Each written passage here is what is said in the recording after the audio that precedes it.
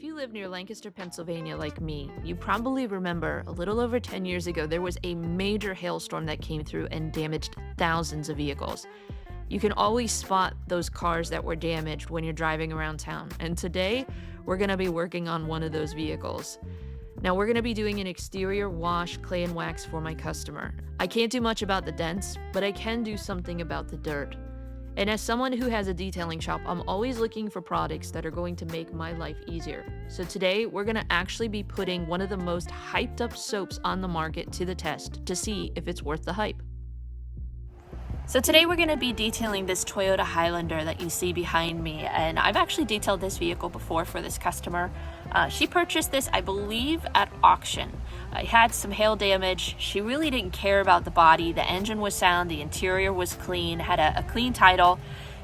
She wasn't worried about getting the body fixed. The biggest thing that I think we're going to need to work on is the exterior. As you can see, we had a lot of dirt, a lot of pollen, road film on the vehicle. Several weeks back, I think we had almost 2 weeks straight of rain. And so a lot of vehicles just haven't been able to be washed since then. And we need to do a really good wash on the exterior. We're going to do a clay towel treatment and put on durable protection for her to get it ready for winter. Now, whenever you're washing a vehicle that has a ton of dirt on the exterior like this vehicle, you don't want to just come in straight away with just, a standard hose and your soapy water in your bucket. You want to try to loosen the dirt before you put any sort of contact on the paint to help prevent swirls and scratches. The number one way that damage is inflicted to your paint is most oftentimes how you're maintaining the vehicle. It's not always just people kind of rubbing their hand all over a dirty vehicle. It could be automatic car wash brushes. When we think of dirt on a vehicle, it's basically microscopic rock chips, and you're taking all that dirt with the brush and abrading it into the paint. The brushes aren't always causing the damage. It's the dirt that's actually on your vehicle being abraded all over the surface because it wasn't properly removed before the contact. So as a professional detailer, I do like to use a foaming pre-soak to help soften, pull dirt off, loosen it. I'll rinse that off before I come in and do contact. Now, I don't think you can 100% avoid inflicting any sort of damage to your vehicle. I actually have some customers that they have anxiety over causing damage to their paint. They actually use 6 buckets. I had one customer that uses 6 buckets on his vehicle to wash his vehicle.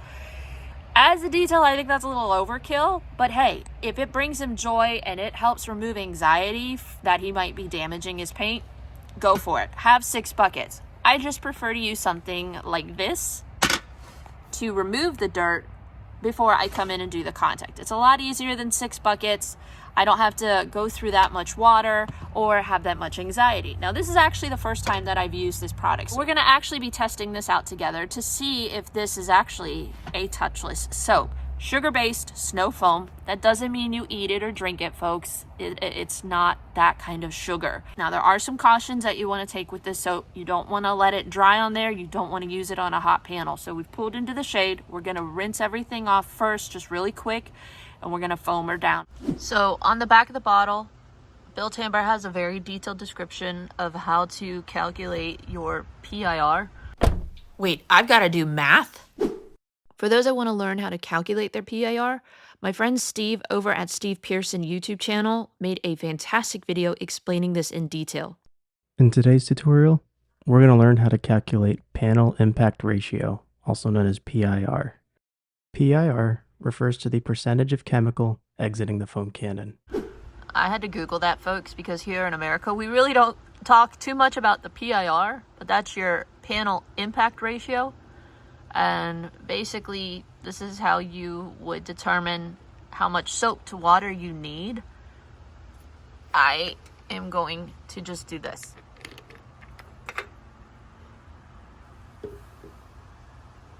One glug glug, 2 glug glug. We're just gonna do that much. I had 700 milliliters of water and added 100 milliliters of soap. It looks pretty cool in there though.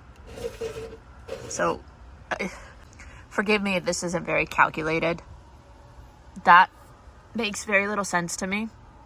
And I'll be honest with you, most of us were just gonna do 2 glug glugs. So I did about 2 glug glugs.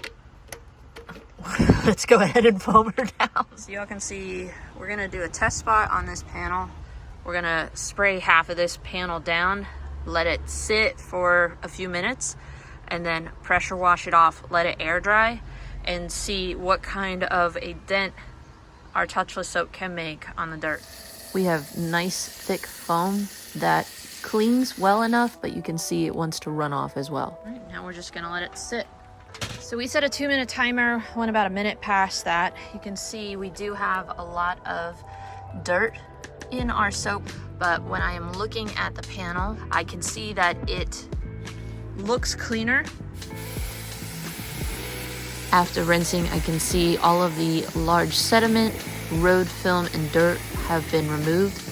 All of the road boogers that were on the lower panel came off very easily with high pressure water. We're gonna come over here, we're gonna rinse this section with water alone and see if our panel looks any cleaner.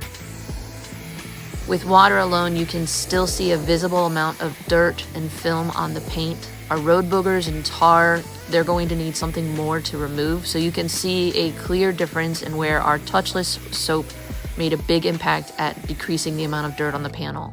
So cut to the chase, Chelsea. What are your thoughts on this soap? Personally, I feel like it's on par with a lot of the other soaps that I have tested out recently. Nice thick foam, nice dwell time, and it definitely made a dent on the dirt. But was it touchless? No. I feel like that name raises the bar of what I'm expecting, and it wasn't quite touchless. So for that, I would rate it an 8 out of 10. Now, when you compare it to some of the other touchless soaps that I've tested on this channel, it is a lower pH, which is safer for coatings, and it is more affordable in comparison to some of the other soaps that I've worked with. Even though it is affordable, some of the other soaps that I've tested, I didn't have to use as much soap to get foam or to get results. So ultimately, I think sometimes it comes down to just personal preference and accessibility of the product.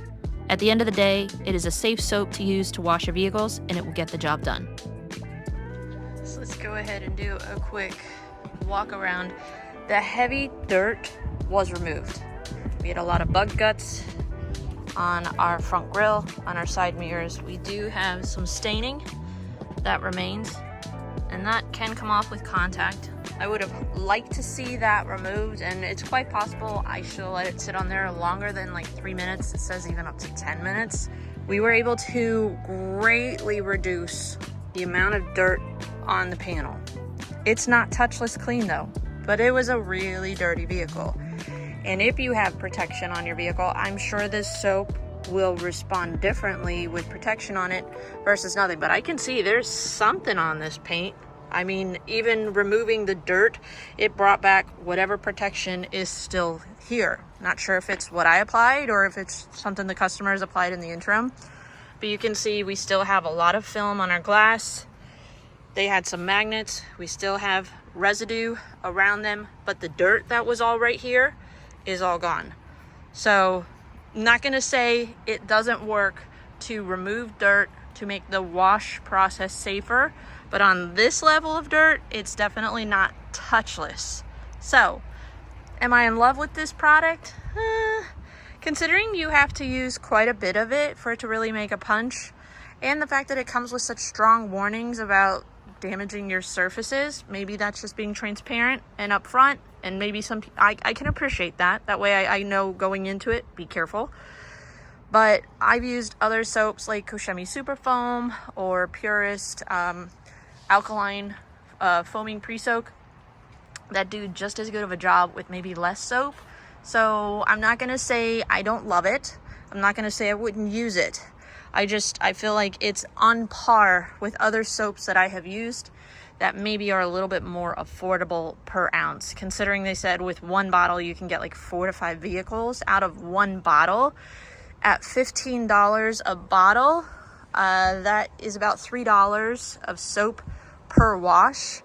I normally can use other soaps for like 56 cents an ounce, and maybe only need 1 to 2 ounces. So it really depends on what you're looking for. But for those that are wondering, can it work to help make the wash process safer? Yes, it can do just that. So there you have it, a quick look at Bilt Hamber Touchless, how it can handle really dirty jobs. We still need to do a contact wash on this vehicle. We still need to take it a step further. So touchless, no, but dirt reduced, Yes. So there you have it. A quick look at Bilt Hamber Touchless Soap. What do you guys think? Do you agree? Do you disagree? Have you had a similar or different experience in the past? Let me know your thoughts in the comment section down below. If you guys have worked with this product before, share some tips on how to get the most out of this product. Thank you for watching. We're going to keep washing this vehicle, and we'll see you in the next detail. Did you know that 65% of people who watch this channel are unsubscribed? So make sure you subscribe, like, and give us a thumbs up if you enjoyed this video so you don't miss out on any of our future detailing videos. Thanks for watching.